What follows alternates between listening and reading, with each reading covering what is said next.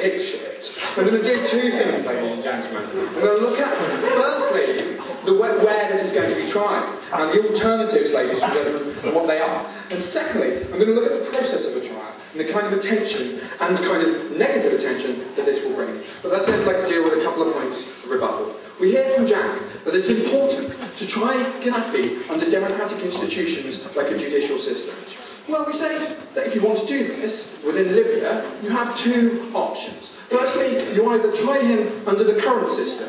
You know, that system that Gaddafi set up, that well-known democratic system. Or secondly, you create a new judicial system, which are well known for being a really, really quick thing to do and a really, really easy thing to do if you want to be fair, ladies and gentlemen. Why do you think experience in this situation is good? Because we think there are lots of people out there in Libya who will see justice as not being done if it is not done quickly, and will want to take their own forms of justice, ladies and gentlemen. Maybe not on Gaddafi, because they now can't get him, but maybe members of Gaddafi's family. Jack says, oh, that's brilliant, because Gaddafi's families are rich and well-connected. They may be, but his grandchildren are 6, ladies and gentlemen. We don't want that occurring. Then we get, this idea. Okay, then we get this idea from Gareth. Who's it better take the violence out on? Gaddafi or the supporters? So, Steph responds to this by saying, what is that, isn't it? Yeah, cool. And Steph responds to this by saying, it's best it takes it out on no one, ladies and gentlemen. Unfortunately, we say under this situation, it's not an option, ladies and gentlemen. We say if it goes under the ICC, that also takes a while, ladies and gentlemen. We say that the public attention, in terms of an ICC trial, is absolutely massive, ladies and gentlemen. We say that when Goering got up and spoke in his own defence at Nuremberg trials, ladies and gentlemen, he had excellent amount of rhetoric. He had excellent amounts in terms of convincing people who were watching. The problem is, ladies and gentlemen, not in terms of what Goering did, but in reaction of British troops within Germany, ladies and gentlemen, massive amounts of pouring of outrage, pouring of violence on German individuals. We don't think that's particularly good. We don't think it's particularly healthy within Libya either. No. No. So then we get, sympathy. And everyone's going to be really sympathetic towards Gaddafi. Yeah, because he was so nice to them, is the first response to that. Secondly, it's sympathy for someone who failed. We say people can make the distinction between, oh dear, he's a poor old man, and also, he had evil ideas, those evil ideas led to his destruction. Great.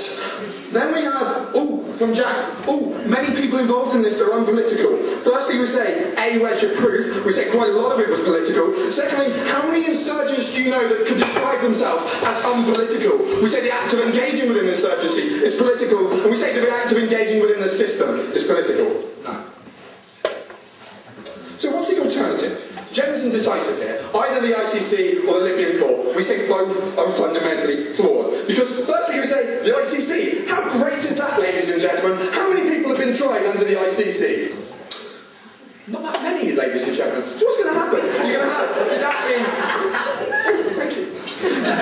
What you're going to have is you're going to have Gaddafi either sat in a holding cell for 18 million years, or you're going to have Gaddafi giving loads of rhetorical speeches on a massively public stage, ladies and gentlemen. We don't think either of those are particularly great. And more than this, we think the idea of Western imperialism in this situation. Thank you, Jack. Right, we think both the pro and anti-Gaddafi supporters within Libya were not great fans of the West, ladies and gentlemen. Both will use an ICC trial for legitimisation of their own message, depending on the outcome. We think radicalisation does not build a great state when that happens. So the other option, this idea of a Libyan court, which is the one that Jack seems to favour, ladies and gentlemen, which we say is quite different from first half. Firstly we say, who gets to choose how to try him? We say there's going to be a massive amount of argument on which court he's tried under. We say that's damaging to the new government, because if they give up Gaddafi, then lots of people are going to feel they've given up their victims, and the Libyan government are now just patsies of the West, because of the way that the ICC is portrayed within Libya. But what happens if he's tried within Libya? Do we think it's a fair trial, ladies and gentlemen? No, we don't think it's ever a fair trial. We think that the media exposure and the jury selection will always make it an unfair trial, ladies and gentlemen. So their response, their response is show trials, better than no trial. Why do we say no to this, ladies and gentlemen? Because we say either outcome with regards to Gaddafi damages Libya. If he gets off, if he doesn't get executed, then we say it's a dubious reaction by the Libyan government, it's not powerful. If he doesn't get off, we say that the victimisation on the supporters of Gaddafi is going to be massive, and I'll take it. At the very least, if you give Gaddafi trial, the Gaddafi supporters get to see all his crimes. Okay, I get it. And that changes I get it. No. The problem is that it's not just Gaddafi victims, Gaddafi insurgents. It's also Gaddafi supporters in this situation. And what we say here, ladies and gentlemen, is it's quite acceptable for people to have supported Gaddafi. Why, ladies and gentlemen? Firstly, because of the tribal nature of politics within... Oh, I like the people counting my ladies and gentlemen. Thank you. Firstly, because of the tribal nature of politics within Libya. And we say it's perfectly acceptable for people to choose self-interest. And what do we say happens at the point of where a trial occurs? These individuals are going to be blamed as well, ladies and gentlemen. Vast swathes of Libyan population are going to be massively attacked within a massively public sphere. What do we think is the problem with this, ladies and gentlemen? Do we think international blame and victimisation leads to reconciliation within Libya? No. Do we think it's legitimate to blame them? No, because they acted on self-interest, ladies and gentlemen, in the same way that I think that I can legitimately act on self-interest when I vote Tory.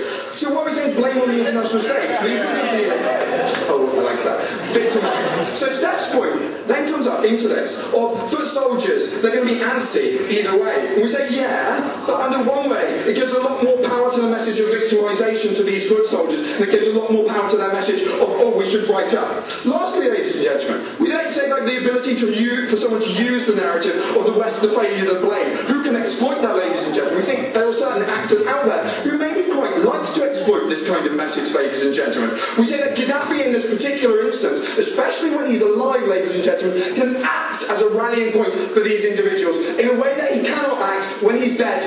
Ladies and... No. In a way he cannot act, ladies and... Thank you very much.